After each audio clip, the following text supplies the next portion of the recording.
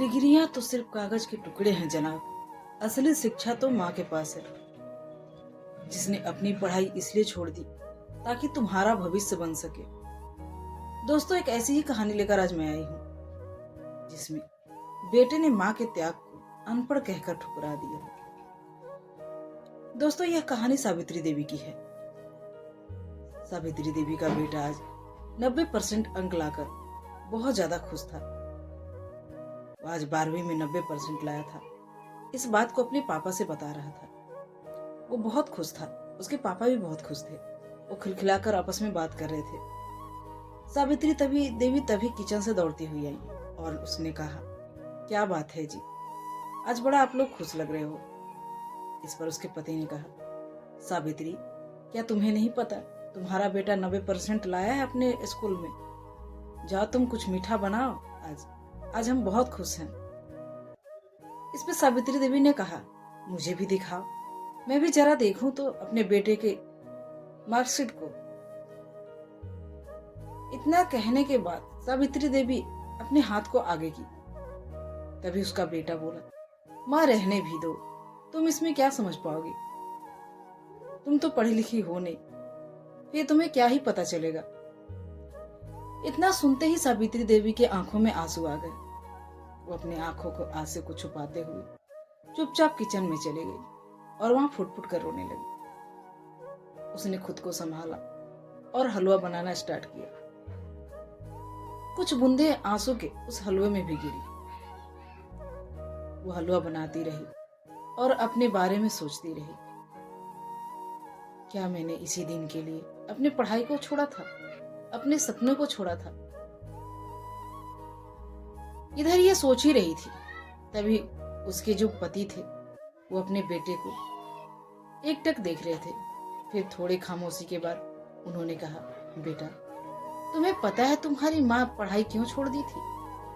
तुम्हारी माँ भी पढ़ना चाहती थी, उसे भी पढ़ने का बड़ा शौक था, मगर वो पढ़ नहीं सकी क्योंकि तुम्हारे नाना जी की परिस्थिति उतनी अच्छी नहीं थी जो उसे पढ़ा सके। उन्होंने उसकी पढ़ाई बंद करा दी और छोटी उम्र में शादी भी कर दी। शादी के बाद जब तुम्हारी माँ यहाँ आई तो उसने मुझसे कहा था कि उसे पढ़ने का बड़ा शौक है। मैंने भी कहा, कोई बात नहीं, तुम यहाँ से पढ़ाई कर सकती हो।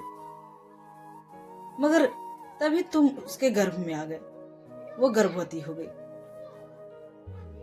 जब मैं इस बात को जाना तो मैंने कहा, तुम इस बार इस बच्चे को अबॉर्शन करा दो, हम अगले बार देखेंगे, पहले तुम पढ़ाई कर लो।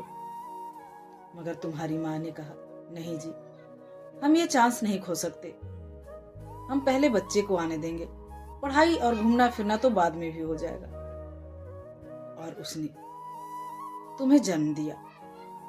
और हाँ, एक और बात बता दूं, तुम्हारी माँ को जो खाना पसंद नहीं था वो भी वो खाना शुरू कर दी ताकि तुम स्वस्थ पैदा हो सको। जानते हो क्योंकि वो अनपढ़ थी ना, शायद इसलिए। इस तरह तुम्हारा जन्म हुआ। जन्म के बाद तुम बहुत ज्यादा बीमार रहने लगे।